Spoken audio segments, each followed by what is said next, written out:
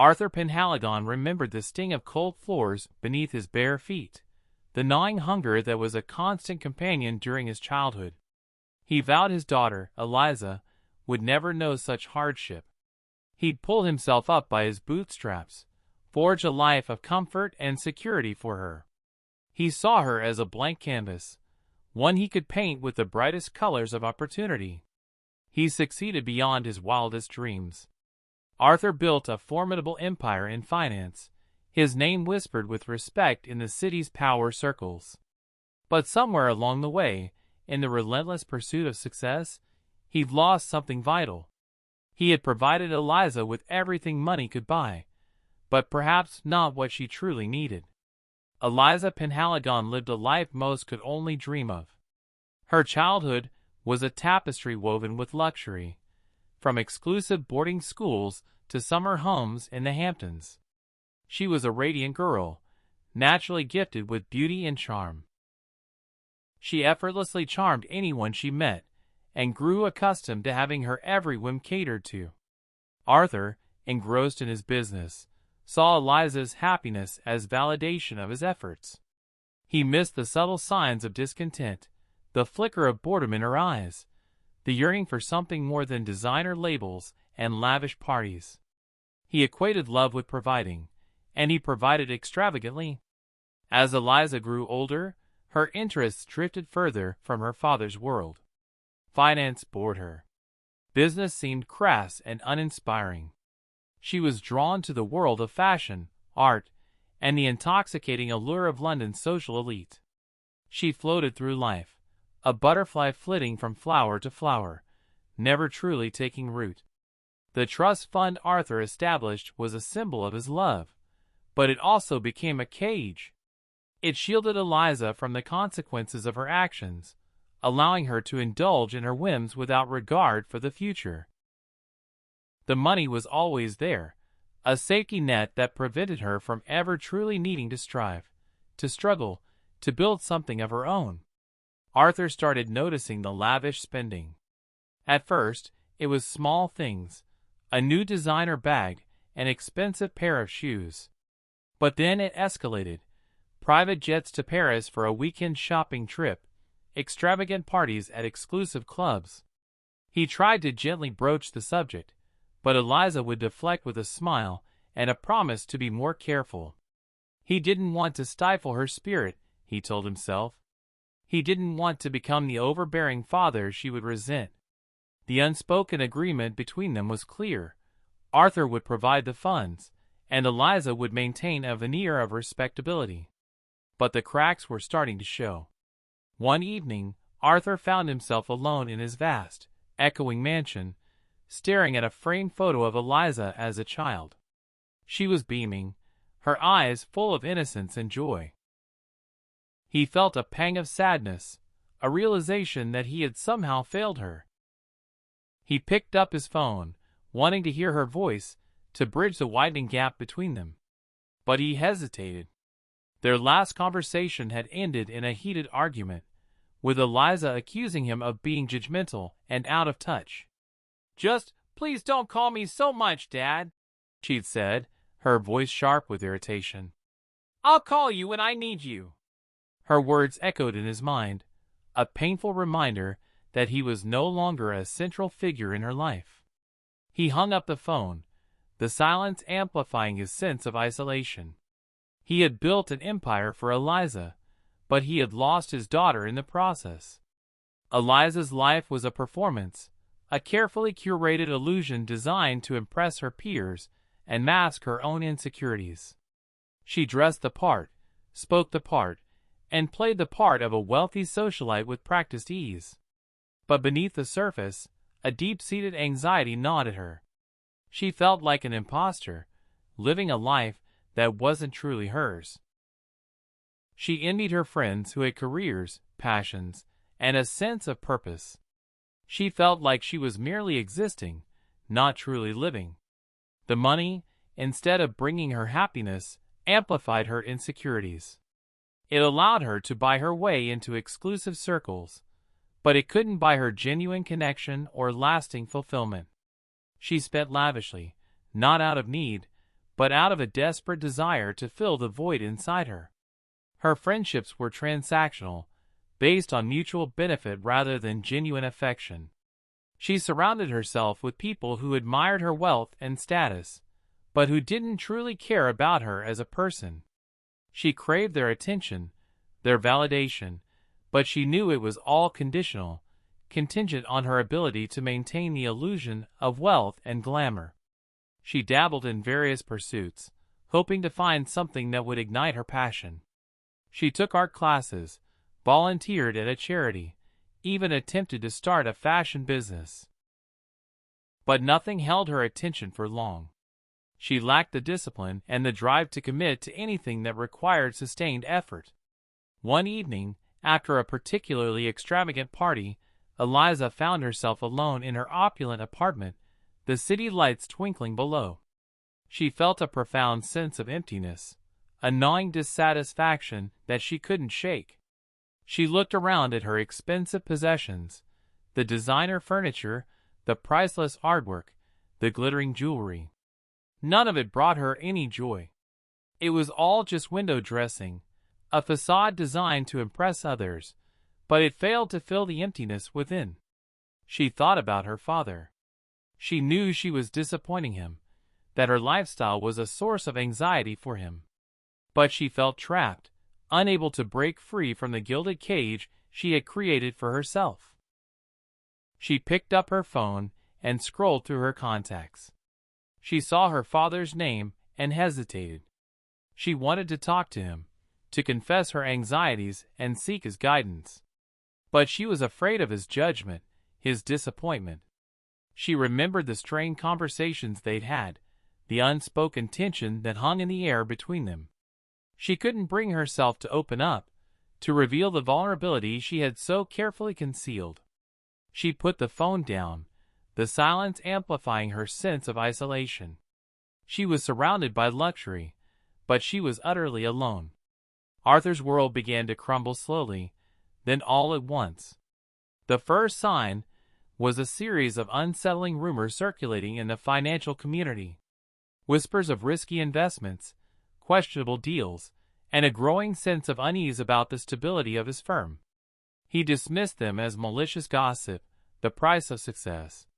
But the rumors persisted, fueled by a growing number of disgruntled investors who felt they had been misled. Then came the investigation, a formal inquiry into the firm's financial practices. Arthur was confident that he had nothing to hide, but the investigation dragged on, casting a long shadow over his reputation. Meanwhile, Eliza was oblivious to the storm brewing around her father.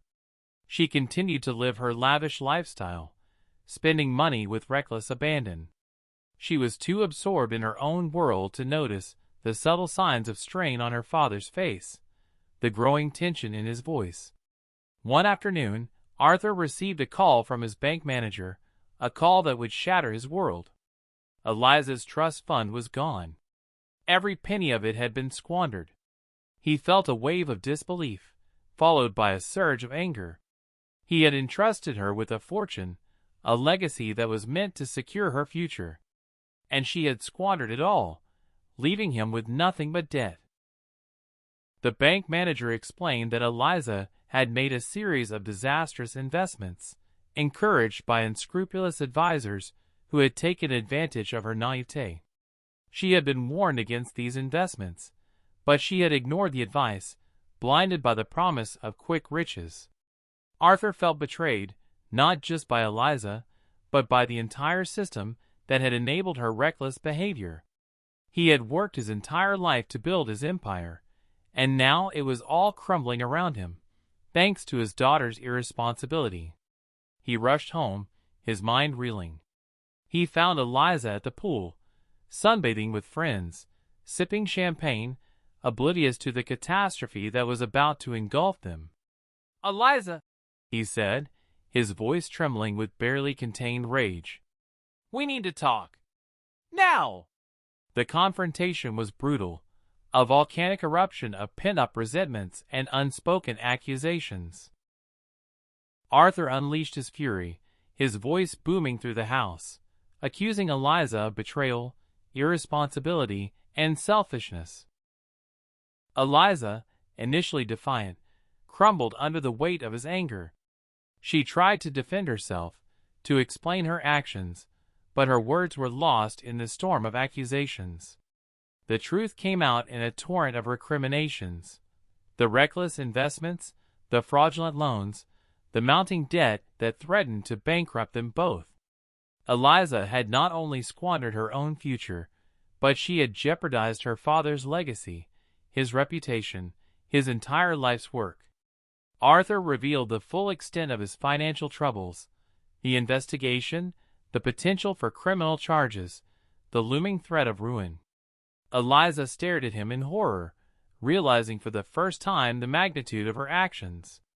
"I didn't know, Dad," she sobbed, her voice choked with tears. "I didn't realize. I thought I could fix it. I thought I could make it all better." "Fix it?" Arthur scoffed. "You can't fix this, Eliza. You've ruined everything. You've destroyed my company, my reputation, and most importantly, you've destroyed our relationship." He turned and walked away, leaving her sobbing in the living room. He felt a deep sense of despair, a profound sadness that went beyond the loss of his fortune. He had lost his daughter, the one person he loved more than anything in the world. The aftermath was swift and devastating. Arthur's company collapsed, his assets were seized, and he was forced to declare bankruptcy. He lost his house, his car, his possessions. He was reduced to living in a small, cramped apartment in a rundown neighborhood. Eliza, stripped of her wealth and her social status, was forced to confront the consequences of her actions. Her friends deserted her, her phone stopped ringing, and she found herself alone, isolated and filled with remorse. She tried to reach out to her father, to apologize, to beg for forgiveness. But Arthur refused to speak to her. He was too consumed by anger and disappointment to offer her any comfort. They lived in the same city, but they were worlds apart. The price of silence had been paid in full, and the chasm between them seemed unbridgeable. The turning point came unexpectedly. Arthur, struggling to adapt to his new life, suffered a mild heart attack. The experience shook him to his core, forcing him to confront his own mortality and to reevaluate his priorities. He realized that his anger towards Eliza was consuming him, poisoning his life. He had to find a way to forgive her, not for her sake, but for his own. Eliza, hearing about her father's illness, rushed to the hospital. She sat by his bedside, watching him sleep, her heart filled with guilt and remorse. When he woke up, he looked at her with a newfound tenderness. He saw the pain in her eyes, the genuine regret for her actions. "Eliza," he said weakly, his voice raspy, "I'm sorry. I've been so angry. I haven't been fair to you." Eliza burst into tears. "It's my fault, Dad," she sobbed. "I ruined everything. I'm so sorry." Arthur reached out and took her hand, his grip surprisingly firm. "We both made mistakes, Eliza," he said. "We can't change the past, but we can learn from it. We can rebuild our lives, and we can rebuild our relationship." The conversation was the beginning of a long and difficult journey towards reconciliation. Arthur and Eliza began to talk, to share their feelings, to confront the painful truths of their past. Eliza took responsibility for her actions, acknowledging the harm she had caused. She vowed to change her life, to become a responsible and productive member of society. Arthur, in turn, admitted his own failings as a father, recognizing that he had prioritized providing for her material needs over nurturing her emotional and spiritual growth. They started to rebuild their lives together, working side by side to overcome the challenges they faced. Arthur, drawing on his years of business experience, offered Eliza guidance and support as she began to explore her own interests and talents. Eliza, determined to prove herself, took a job as a volunteer at a local community center, working with underprivileged children. She found fulfillment in helping others, in making a positive difference in the world. She also discovered a talent for crafting handmade jewelry, a skill that she had initially dismissed as a mere hobby. With Arthur's encouragement, she started selling her jewelry online, slowly building a small but thriving business. The road to recovery was long and arduous, filled with setbacks and challenges. But Arthur and Eliza persevered, drawing strength from each other, and from their shared commitment to rebuilding their lives. Eliza's jewelry business flourished, providing her with a sense of purpose and financial independence. She learned to manage her money wisely, saving for the future and avoiding the reckless spending that had once defined her. Arthur, though still struggling with the financial consequences of his past mistakes, found new meaning in mentoring young entrepreneurs, sharing his knowledge and experience with the next generation of business leaders. They moved into a modest but comfortable apartment together, creating a warm and welcoming home filled with love and laughter. They learned to appreciate the simple things in life, the value of hard work, the importance of family, and the power of forgiveness. One evening, as they sat together on their balcony, watching the sunset over the city, Arthur turned to Eliza and said, "I'm proud of you, Eliza. You've come so far. You've overcome so much." Eliza smiled, her eyes shining with happiness. "I couldn't have done it without you, Dad," she said. "Thank you for believing in me, even when I didn't believe in myself." Arthur reached out and took her hand, his grip firm and reassuring. "We're a team, Eliza," he said, "and we'll always be there for each other, no matter what." The story of Arthur and Eliza Penhalygon is a testament to the resilience of the human spirit, the power of forgiveness, and the enduring bonds of family. It is a story that reminds us that true wealth lies not in material possessions, but in the relationships we forge and the values we embrace. Even from the ashes of ruin, a new, more meaningful life can blossom, proving that the price of silence, though steep, can ultimately lead to a deeper understanding and a stronger, more authentic connection. The true legacy is not the empire built, but the character forged in its aftermath.